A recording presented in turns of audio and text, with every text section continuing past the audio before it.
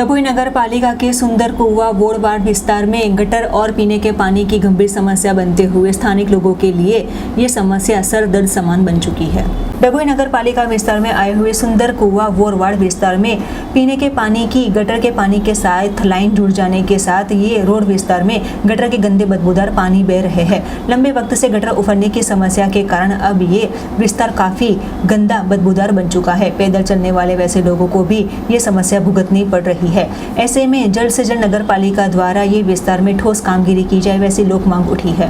डभोई सुंदर कुआમાં ઓરવાગ એના અંદર 5 દિવસથી પાણી આવતું નથી।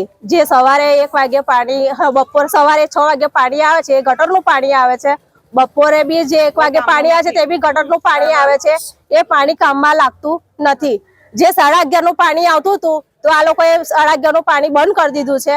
તો અમે એવું કીધું કે જે 1 વાગે પાણી આવે છે, જે સવારે પાણી આવે તે તમે બંધ કરી દો ને જે 11 વાગે 11:30 પાણી આવે તે અમને 2 ટાઈમ પાણી આપો। એ લોકોએ જૂના કનેક્શનનું પાણી ચાલુ રાખ્યું છે અને નવા કનેક્શનનું એ લોકોએ બંધ કરી દીધું છે।